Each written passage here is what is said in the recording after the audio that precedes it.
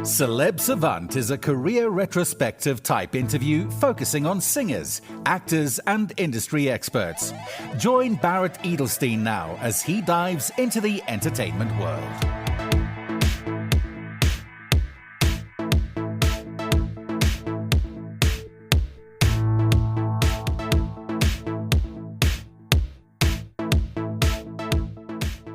The Human League are a British band consisting of Philip Oakey, Joanne Catherall, and Susan Ann Sully.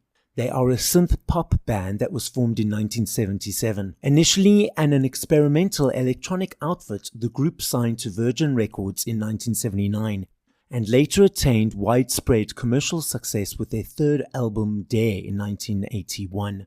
The album produced the hit singles The Sound of the Crowd, Love Action, I Believe in Love, Open Your Heart, and the UK and US #1 Don't You Want Me. The band received the Brit Award for Best British Breakthrough Act in 1982. Further hits followed throughout the 80s and 90s, including the non-album singles Mirrorman in 1982, Keep Feeling Fascination in 1983, The Lebanon from the album Hysteria in 1984, Human, a second US #1 from the album Crash in 1986, and Tell Me When from the album Octopus in 1995.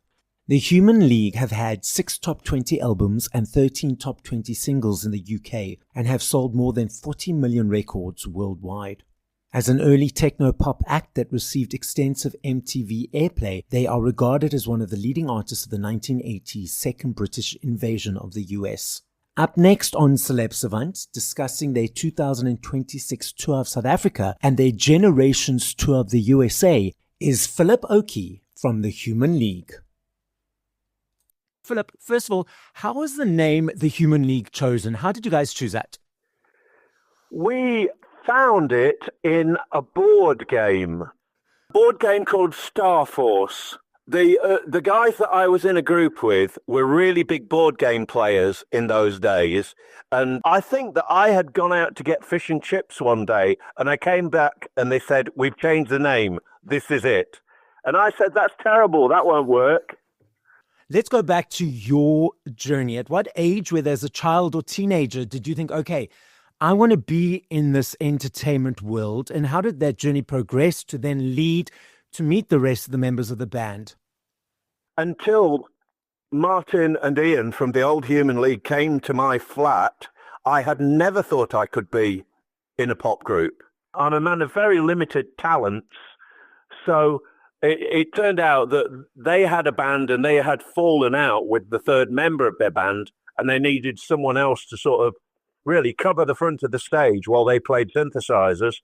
And they just came around and asked me. I think they asked me because I was tall. I never thought I could be in a band until I was in a band. And then when you started being part of the band, what aspects of being in it surprised you that you didn't realize would be part of the process? Slightly, the sleazier sort of side of the back of venues. I'd always been to see a lot of bands, and especially in Sheffield's got a lovely city hall, and you would think it's all as nice as the front is, with velvet seats and guys in uniforms to lead you in. But as soon as you get into a band, you realise that you're in horrible staircases at the back, or sitting in dirty, cold rooms. In our case, sometimes sitting on the floor trying to edit tapes and things.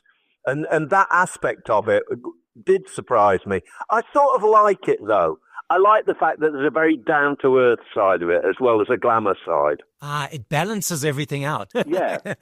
You guys have been going for a number of years, decades. What keeps motivating you to keep creating and getting up on stage to perform? I think it just became our life. For many years, for many decades, we didn't think it would be the whole of our life. We assumed we'd just had a lovely holiday and we would go back to doing proper jobs at some stage. But slowly, especially because money made from recordings began to diminish and live music took off in a way that we hadn't imagined.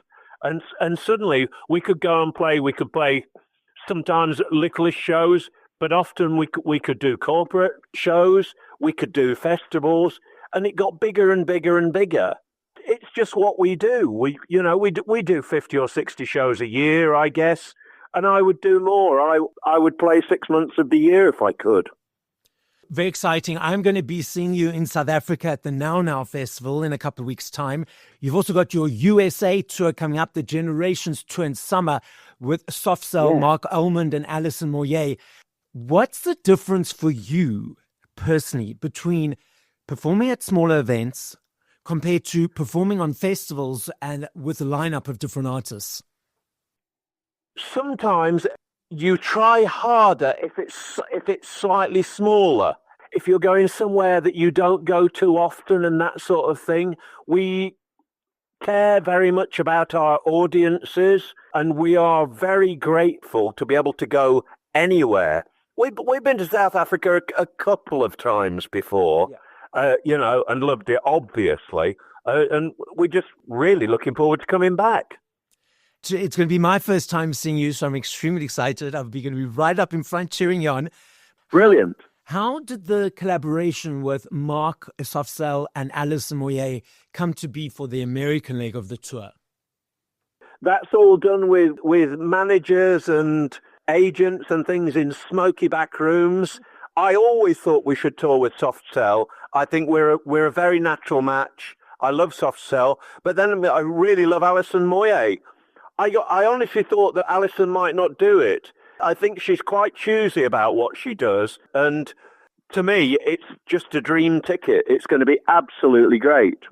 So you're going to be in the US over summer, I believe from the beginning of June for a couple of months, correct? Yeah. Oh, amazing. Yeah. And also, as mentioned, in South Africa at the Now Now Festival. Now, going back to when you joined the band and you were like, okay, I didn't realize I could be part of a band, and now we're doing this. Were you surprised by the massive success that you guys had? We seem to think two opposite things at the same time. We both thought we would never make it, and we also thought we would be absolutely huge. I think maybe when you're a kid, you're not quite realistic. And I remember when we were playing tiny little venues, tiny little clubs in the north of England. In those days, we used to go in hotels that would have like dormitory bedrooms. There'd be 4 or 5 of us with the manager in one room. And we used to plan what we were going to wear when we went on Top of the Pops. Even though at that stage it looked like we were never going to go on Top of the Pops. So I think we were always kidding ourselves, but it worked out. So when you were going through those times where it was a little bit, struggling, challenging and so forth, did your dreaming world of knowing you're going to be huge keep pushing you going? Or did you ever have times where you're like, oh, this is a bit struggling, this is a bit challenging? I think it was the fear of failure that kept us going more than anything. Until you make it, it's great. Everyone on the street is willing you on and everything. But after you make it, I think everyone is waiting for you to fall. The guy who they've been to the pub with, and they're thinking, oh, he's getting a bit big-headed, it'll all go wrong. So we were terrified. Literally for 20 years, I thought I'm going to be a huge failure, and everyone in Sheffield, my hometown, is going to be laughing at me because I'm going back to my little bed sit with all my possessions in a bag. So more the fear of failure than anything. Do you think sometimes, though, that people self-sabotage themselves because of that fear of failure? And also, if they do succeed, then they'll be held accountable. They'll now be seen. They'll now need to perform. So they rather step back, sabotage themselves so they don't have to be in that spotlight. Yeah, well, we were in that difficult position. When we had the big record success in the 1980s, as a band, we weren't good enough to live up to it. We had come out of punk. We didn't really know how to play or sing. And it took us a long time and recruiting some really good players until we could give a fair representation of ourselves on stage. So, yeah, I mean, it's not exactly deliberate self-sabotage, but when you start, you're an amateur, and it's difficult to live up to that. Interesting. What do you love about performing live? I sort of love the travel and the new cities, I think. Just being somewhere new. It's a really odd thing because I'm happy being in even not very nice cities, which obviously doesn't apply to South Africa. Yeah. But if you've got the drabbest, coldest northern city, I'm still really happy to wake up in a hotel in the morning and go, I'm in a new place and I'm going to walk out in front of a load of people. They'll probably have bought some records. They've certainly bought some tickets. They're my people. Right round the world, there are people who we share some love of music with. I'm that guy right up in front. I'm dancing, I'm jamming. I'll take my cell phone out for maybe 1 or 2 songs, 1 or 2 videos. But I notice these days a lot of people are filming and tweeting and posting and doing a lot on their phone. You mentioned that the fans are your people. Being on the stage and seeing a bunch of phones potentially instead of a bunch of eyes, do you find that takes away from that energy of that connection, or it's just where society is at this stage? You can't fight the change in society. And I wouldn't do it. I often think that of the people that are filming us, many times I think maybe they don't even look at that film. But it's their way of being a part of it. Yeah. I think it's almost like a reinforcement that they can look and you're in front of them. Then they look at your phone and you're on that as well. It's just that technological addition. I know that the human species is changing to a different species in our lifetimes. And I just stand and watch it. I'm too old to change it anyway. I'm 70. That's not old. That's very young in my eyes. I love me a CD. I still budget for my CDs every month. For me, it's an energy exchange to say thank you to you guys for all the hard work that you're doing. I love the journey of the choice, the unpacking, the booklet. Unsure if you are or not aware, massive uptick of physical around the world. I was reading an article in Variety, and they said last year in the USA, $1.04 billion spent on vinyls last year, the biggest since 1983. Wow. Last year in the UK, there's a basket of products that they gauge exchanges on. There needs to be a high number of exchanges for a product to be in the basket, and they monitor it for tax purposes. And because of the upsurge of CDs again, CDs are now back in the basket.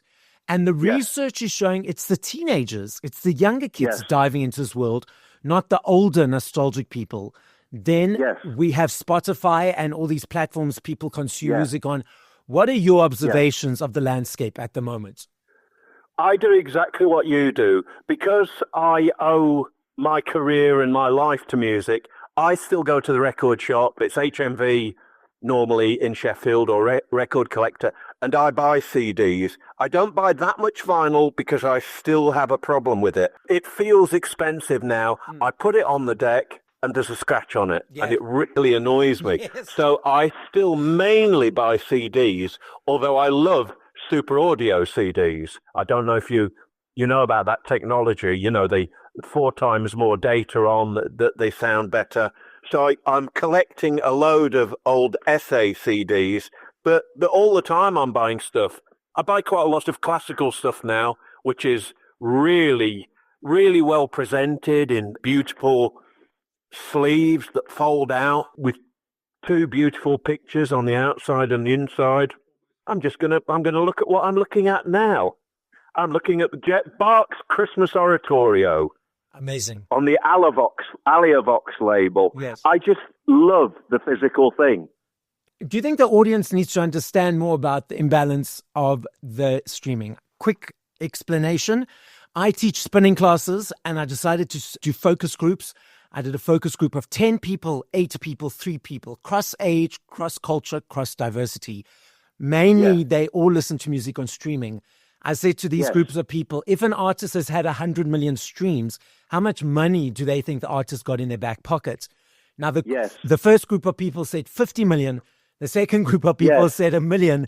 And the third group said 300,000 to 2 million. And I said to them, no, it's maybe $1,000. They were all shocked and horrified. I know Ray, I know Snoop Dogg, they're all discussing this, bringing this to light.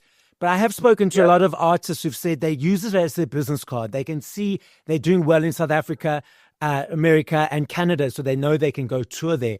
What are your thoughts Yes. around this whole conversation? I guess it's just the world that we live in. If people don't have to pay for anything, they won't pay for it. I understand how they come to that decision because they have other things in their life. I guess they don't sit there thinking, well, I would love 25% of my money to go to Phil Oakey or something, because they think, oh, but I really need a pair of trainers for my kid, you know, and we need a holiday and that. So I guess it's just where we are. Yeah. I think it means that musicians really are just traveling troubadours the way that they have been for most of history.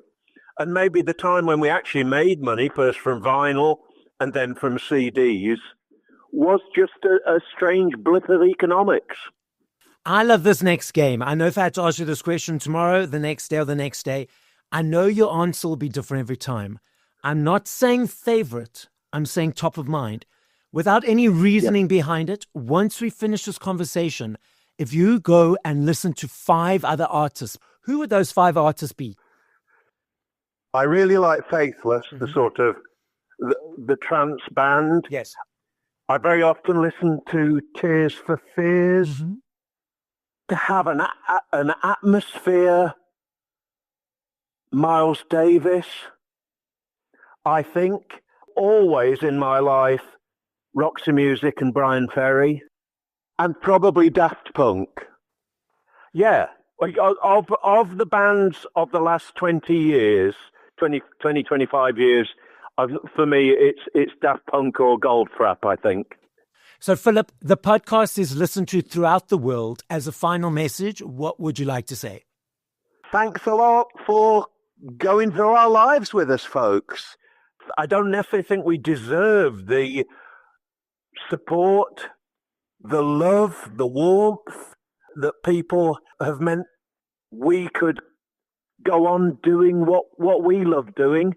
Thanks a lot. Thank you for listening to this episode of Celeb Savant. Please follow Barrett on TikTok, Instagram, YouTube, and Facebook at Celeb Savant. That's CelebSavant.